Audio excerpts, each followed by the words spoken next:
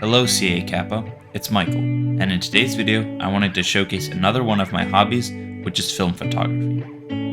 Over spring break, I was lucky enough to visit the United Kingdom with some friends, with the first stop of the trip being the capital, London. These first couple of photos are of the infamous Palace of Westminster and the Big Ben, and I absolutely love how these photos turned out.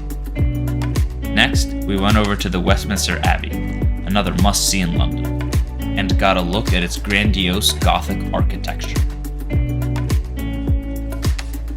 Afterwards, we walked over to Trafalgar Square, built to commemorate a British naval victory at Cape Trafalgar during the Napoleonic Wars. The Nelson Column, at the center of the square, is named after the admiral who led the British to a decisive victory.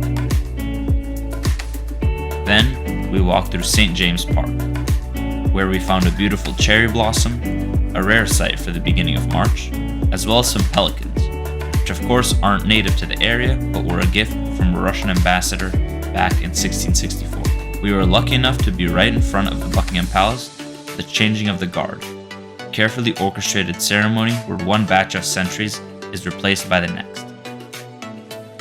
Following the path of green spaces, we walked through Hyde Park and into the Kensington Gardens, where we saw the ornately decorated Albert Memorial, built by Queen Victoria for her husband, as well as the Kensington Palace, that was being renovated, which meant we weren't able to get any closer. In order to get back into the city, we took our first ride on the well-known English double-decker buses, which I was pleasantly surprised was a very comfortable ride even when on the second floor. We got off in Soho, a popular entertainment neighborhood, and went to the photographer's gallery. I really enjoyed this museum, given the fact that it was free, had multiple interesting exhibits of photos both old and new. I even tried my hand at recreating one of Bert Hardy's London photos, and given how much the city has changed, I am really impressed with the outcome. Our next stop was for some fish and chips from a local spot known as Golden Union. The atmosphere was so warm, and I just had to snap a couple of photos.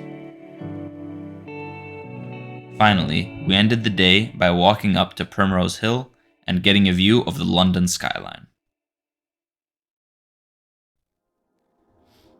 We started off the next day by going to see the Tower Bridge and the Tower of London, although we didn't get to go inside of the medieval castle.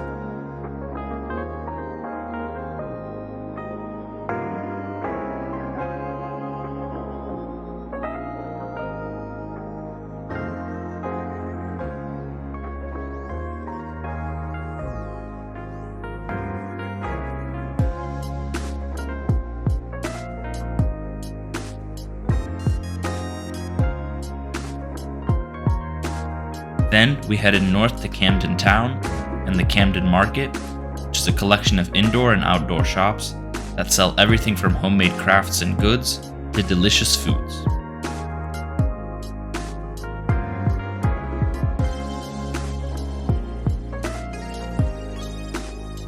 We made quick stops in the neighborhoods of Little Venice with canals full of old boats,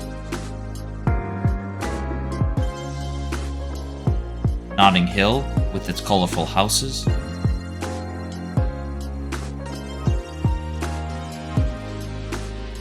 and St. Paul's Cathedral.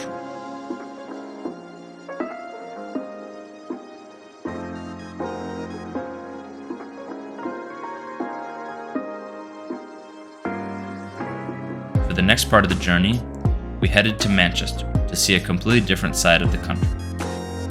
Manchester used to be a heavy industrial city focused on textile and cotton production, which is why many of the buildings are old factories that are very long and made of brick. It gives the city a vibe that is very unique.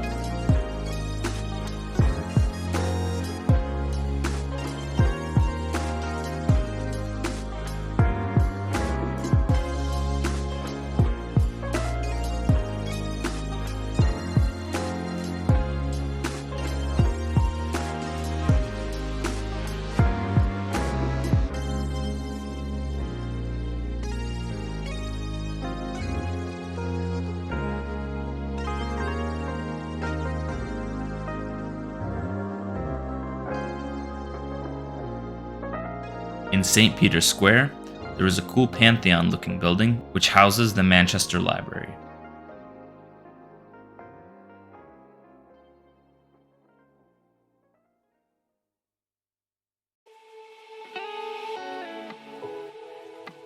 Venturing further north into the Northern Quarter and Ancoats really gives a feel for how dependent this city was on its industrial roots.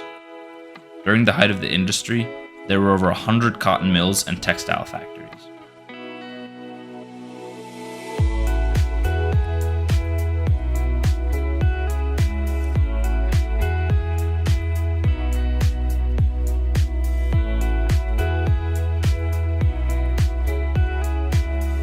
Yet, Manchester also has some historic buildings as well, like these two old pubs, the Old Wellington and Sinclair's Oyster Bar, that were built in 1552.